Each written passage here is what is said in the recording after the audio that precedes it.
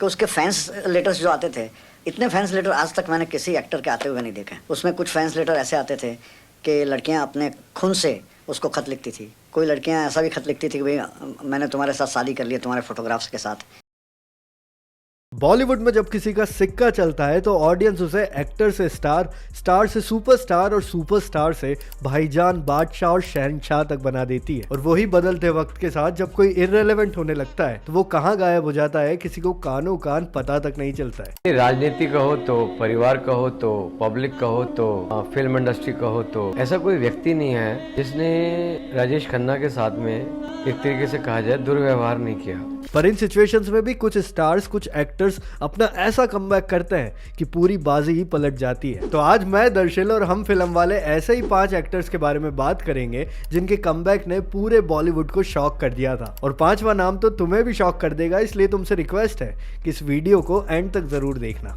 तुम लोग मुझे ढूंढ रहे हो और मैं तुम्हारा यहाँ इंतजार कर रहा हूँ। नंबर 1, अमिताभ बच्चन। अमिताभ बच्चन जैसा सुपरस्टार शायद ही इंडिया को दोबारा देखने को मिले। कोई तो वजह है जिसकी वजह से उन्हें सदी का महानायक कहा जाता है। पर 90s के आते आते अमिताभ बच्चन का मैजिक फेड होने लगा था। यंग एक्टर्स की पॉपुलैरिटी पीक पर थी और ऐसे में अमिताभ बच्चन की ना ही फिल्में चल रही थी और ना ही उनकी किस्मत। हालत इतनी ज्यादा खराब हो चुकी थी कि अमिताभ बच्चन ने 92 से 96 तक फिल्म इंडस्ट्री से 4 साल लंबा ब्रेक लिया और 97 में जब उन्होंने मृत्युदाता से कमबैक करने की कोशिश की तो वो भी फेल हो गई। फिल्मों के अलावा उनका खुद का प्रोडक्शन हाउस ABCL भी घाटे में था और पूरी तरह से दिवालिया हो चुका था। उस जमाने में उन पर 90 करोड़ का कर्ज और 55 लीगल केसेस थे। पर साल 2000 में अमिताभ बच्चन ने अपनी लाइफ का सबसे बड़ा डिसीजन लिया जिससे न सिर्फ उनका कैरियर बल्कि पूरी टीवी इंडस्ट्री रिवोल्यूशनाइज हो गई, जो कि था KBC का होस्ट बनना।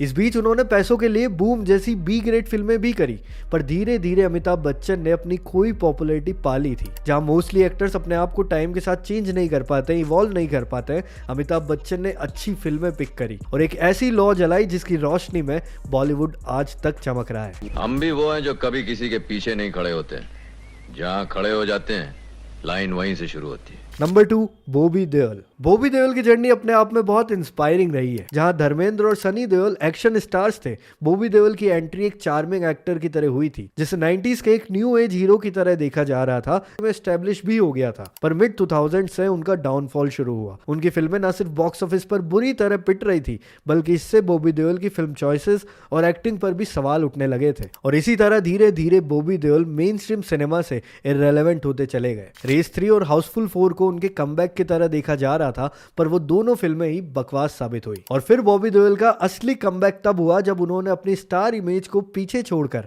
आश्रम और लव हॉस्टल में काम करने का डिसीजन लिया। ये साफ नजर आ रहा था कि बॉबी देओल ने अपनी एक्टिंग की अप्रोच में काफी चेंज किया है। और फिर वांगा की फिल्म एनिमल में बॉबी देओल की परफॉर्मेंस ने उन्हें एकदम से लाइमलाइट में लाकर खड़ा कर दिया था। लोग कहने लगे थे कि डाउनफॉल चाहे जैसा भी हो पर कमबैक बॉबी देओल जैसा होना चाहिए। वैसे वांगा की अगली फिल्म स्पिरिट में विवेक ओबरॉय देखने को मिलेंगे, तो क्या लगता है कि बॉबी देओल की तरह विवेक ओबरॉय का भी ये कमबैक हो सकेगा? हमें कमेंट में बताना।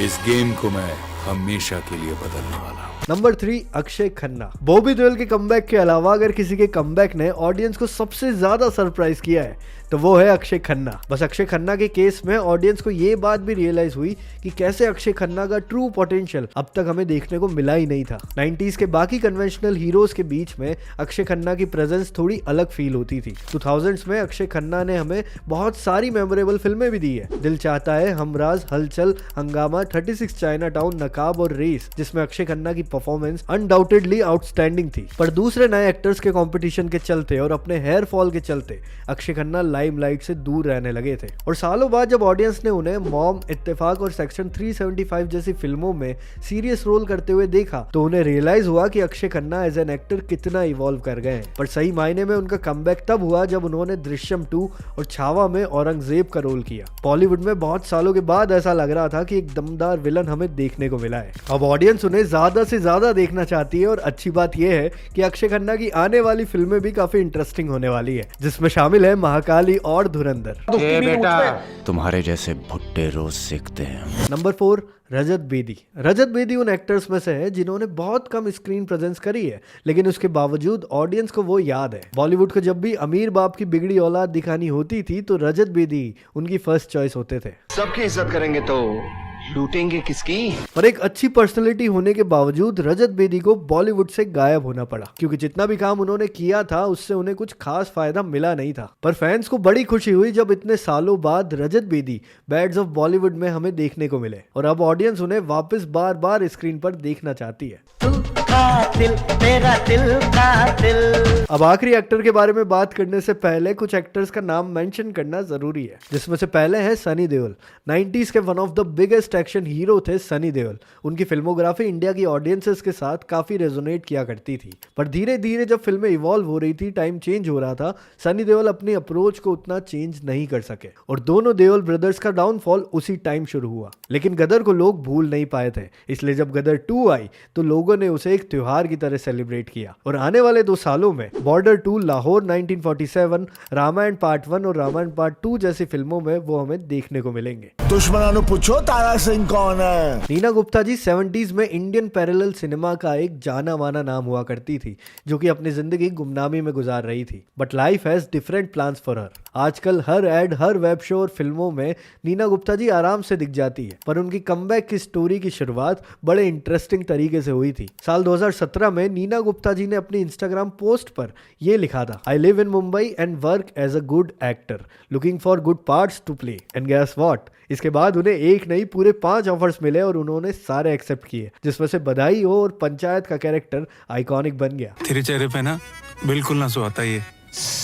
एक तो तुम ऐसी बातें करो मत, इन्हीं सब बातों का नतीजा है यो। और हमारे लास्ट एक्टर है शाहरुख खान। इस लिस्ट में शायद ये नाम थोड़ा अजीब लगे, क्योंकि फैंस के अकॉर्डिंग SRK का तो कभी डाउनफॉल आया ही नहीं, और ये बात भी ठीक है, क्योंकि सुपरस्टार बनने के बाद उनका स्टारडम कभी कम नहीं हुआ है, बल्कि हर साल बढ़ा ही है। पर प्री पैंडेमिक जब उनकी ऑलमोस्ट हर फिल्म फ्लॉप हो रही थी तो लोगों को लगने लगा कि SRK का मैजिक अब फेड होने लगा है। SRK अपनी रोमांटिक इमेज को छोड़कर कुछ नया ट्राई करना चाह रहे थे, जो ऑडियंस और उनके फैन को कुछ खास पसंद नहीं आ रहा था। टाइम इतना खराब था कि SRK ने अपनी फिल्म जीरो के बाद पूरे 5 साल का ब्रेक लिया, पर जब 2023 में उन्होंने जवान, पठान और डंकी से अपना कमबैक किया तो पूरे बॉलीवुड को ही हिला दिया। जवान और पठान में SRK का एक्शन अवतार लोगों को इतना पसंद आया कि दोनों फिल्मों ने 1000 करोड़ से ज्यादा का बिजनेस किया। ये कमबैक सबसे बड़ा इसलिए भी है क्योंकि इस कमबैक ने ना सिर्फ SRK का खुद का, बल्कि इससे बॉलीवुड का और ऑडियंस का भी थिएटर में कमबैक हो गया। अमिताभ बच्चन और SRK जैसे सुपरस्टार्स ने सब कुछ अचीव करने के बावजूद डाउनफॉल देखा, और दोनों ने ब्रेक लिया, एनालाइज किया और फिर उठकर खड़े हुए। ये बताता है उनके वॉरियर माइंडसेट के बारे में, जिस वजह से वो आज इतने बड़े बने हैं। पर तुम भी हमारी कम्युनिटी को बड़ा बना सकते हो हमें सब्सक्राइब करके, क्योंकि हम फिल्म वाले इस तरह की वीडियोस तुम्हारे लिए लाते रहेंगे। मिलते हैं अगले वीडियो में। और तो अपना कोई नहीं।